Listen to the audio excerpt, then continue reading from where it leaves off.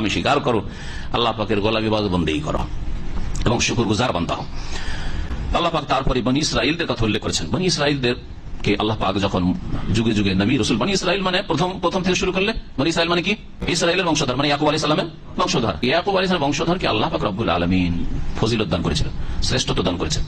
এদের মতো শ্রেষ্ঠ জাতি আর পৃথিবীতে কোন জাতি আসেনি সে সম্মত আসার আগে পর্যন্ত। যতদিন পর্যন্ত তারা তাদের দিনকে, তওরাতকে বিকৃত করেনি, মুসা আলাইহিস সালামের নিয়ে আসা আদর্শকে বিকৃত করেনি, তারা ধর্মকে দরকার কাটছাট করেনি, কিছু ঘাটতি কিছু বাড়িয়ে বাড়তি এসব করে তার নিজের ধর্মকর্ম রচিত ধর্ম পালন করা শুরু, ততদিন পর্যন্ত আল্লাহ পাক তাদেরকে এই ফজিলত দান করে গেছেন। ওয়াফাদ্দালনাহুম আলাল আলামিন, আল্লাহ বলেছেন বিশ্বজাহানের উপর তাদেরকে শ্রেষ্ঠত্ব দান করেছিলাম। বনী ইসরাইল ইয়াকুব আলাইহিস সালামের বংশধর, এদেরকে আল্লাহ প্রথম সম্মানিত করেছেন যতদিন পর্যন্ত তারা আল্লাহর দ্বীনকে মজবুত করে ধারণ করেছে, আল্লাহর কিতাব মোতাবেক জীবনযাপন করেছে।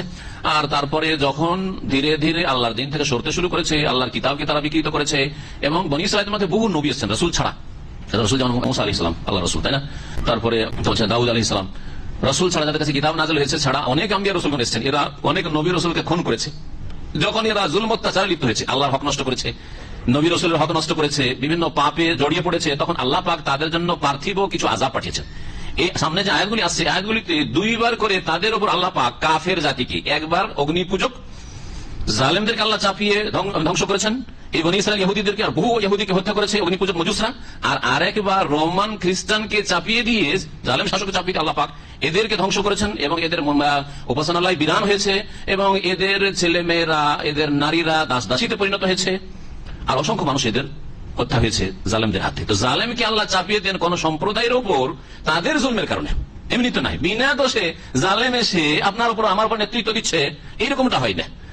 প্রত্যেক ব্যক্তি জালেম হয়তো জড়িত নয়, কিন্তু অধিকাংশ লোক জুলমে যখন লিপ্ত হয়ে যায় আর সেখানে জুলমের দাপট থাকে, পাপের দাপট, আর ভালো কাজের নির্দেশ দেনে আল্লাহর মুখ বন্ধ করে দেওয়া হয়, তখন সেই দেশে, সেই সমাজে, সেই পরিবারে আল্লাহর আযাব নেমে আসে। দুনিয়ার আযাবের কথা বলছি, যেই কথাগুলি এখানে আল্লাহ পাক উল্লেখ করেছেন। মহান আল্লাহ ইরশাদ করেছেন সূরা ইসরা আয়াত নম্বর 4, 5, 6 এই আয়াতগুলিতে 7 পর্যন্ত আল্লাহ পাক বলছেন, ওয়াকাযাইনা ইলা বনী ইসরাঈল ফিল কিতাব, বনী ইসরাইলকে আমি জানিয়ে দিয়েছিলাম আল কিতাবে। তাদের আল কিতাব কি? মুসা আলাইহিস সালামের উপর নাযিল হয়েছে, হ্যাঁ, তাওরাত নাযিল হয়েছে। মুসা আলাইহিস সালামের তাওরাতে আল্লাহ পাক জানিয়ে দিয়েছিলেন ভবিষ্যৎবাণী। তাহলে ভবিষ্যৎবাণী যদি থাকে তাহলে সতর্ক হওয়া উচিত। নবী করিম সাল্লাল্লাহু আলাইহি ওয়াসাল্লাম ভবিষ্যৎবাণী রয়েছে দাজ্জাল সম্পর্কে। তারপর যদি মুসলিম দাজ্জালের ফিতনা থেকে, অনিষ্ট থেকে বাঁচার জন্য কোনো ব্যবস্থা না নেয়, বরং দাজ্জালের ভক্ত হয়ে যায়, দাজ্জালের খেদমতটা নিজেরাই করে, হ্যাঁ, বহু নিজের দাজ্জাল হয় অথবা বহু দাজ্জাল যেগুলো হয়েছে, বড় দাজ্জালের আগে ছোট ছোট দাজ্জাল, এই দাজ্জালগুলির অনুসারী হয়, তাহলে তো দাজ্জালের খাদেমেরা। তো আল্লাহ পাক ভবিষ্যৎবাণী করেছেন কি কিতাবে তাওরাতে, লা তুফসিদুন্না ফিল আরদ, নিঃসন্দেহে অবশ্যই অবশ্যই তোমরা ভূপৃষ্ঠে দুইবার করে, মারাতান দুইবার করে বিপর্যয় সৃষ্টি করবে, ফিতনা ফাসাদ করবে, বিশৃঙ্খলা সৃষ্টি করবে। আগে আল্লাহ জানিয়ে দিয়েছেন, দেখো এই জাতি তোমাদেরকে শ্রেষ্ঠত্ব দান করেছি, বড় সম্মানিত করেছি, কিন্তু তোমরা নিঃসন্দেহে পৃথিবীতে দুইবার করে, একবার করে নাই। কারণ জ্ঞানী মানুষের জন্য এক ধাক্কায় যথেষ্ট, কিন্তু এক ধাক্কা যথেষ্ট হয়নি, দুইবার করে তোমরা ফিতনা ফাসাদ সৃষ্টি করবে, বিশৃঙ্খলা সৃষ্টি করবে। ওয়ালা তা'লুন্না উলুওয়ান কাবীরা, আর অবশ্যই অবশ্যই তোমরা পৃথিবীতে বড় অহংকারে ফুটে পড়বে বা অহংকারে ফুলে যাবে, তোমরা বড় অহংকারে লিপ্ত হবে, বড়ই তোমরা অহংকারে লিপ্ত হবে। অহংকার মানুষকে ধ্বংস করে, জাতিকে ধ্বংস করে, এক তাদের পাপ। আর তার আগে আল্লাহ উল্লেখ করলেন যে একবার করে, দুইবার করে তোমরা পৃথিবীতে বিশৃঙ্খলা সৃষ্টি করবে। তোমাদের জমিনে ফিল আরদে, সারা পৃথিবীতে তারা ছড়িয়ে ছিটিয়ে ছিল না, তারা ছিল কোথায়? তারা ছিল জেরুজালেমে, ফিলিস্তিনে, বাইতুল মুকাদ্দাসের আশেপাশে এদের বসবাস ছিল। আল্লাহ পাক বলছেন যে ফিল আরদে মানে ফি আরদে ফিলিস্তিন, যেটা তোমাদের পূর্বপুরুষদের দেশ, সেই দেশে তোমরা দুইবার করে ফিতনা ফাসাদ সৃষ্টি করবে। আর তারপরে কি হবে?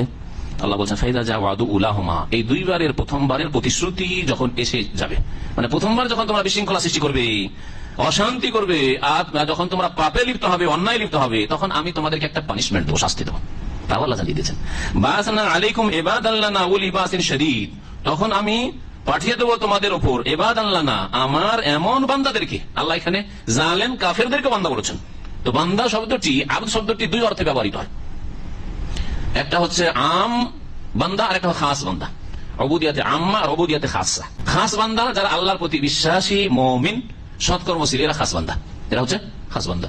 আম বান্দা যে কোনো আল্লাহর মখলুক সৃষ্টি, যে কোনো মানুষ, যে কোনো জিন আল্লাহর বান্দা, যাকে আল্লাহ সৃষ্টি করেছেন সেই আল্লাহর বান্দা, সে অনুগত হোক অথবা অবাধ্য হোক। যেমন একজন মানুষের সন্তান সন্ততি রয়েছে, ছেলে মেয়ে রয়েছে, কিছু অনুগত আর কিছু অবাধ্য, সবগুলি তার ছেলে কিনা, কিন্তু হ্যাঁ বাকভঙ্গিমাতে বলা হয় এগুলি আমার ছেলেই না, হ্যাঁ খারাপ বলা হয়, মানুষই না, এগুলো ছেলে নয় তো মানুষই না, এগুলো মানুষ হয়েছে, বলে না, বলে না।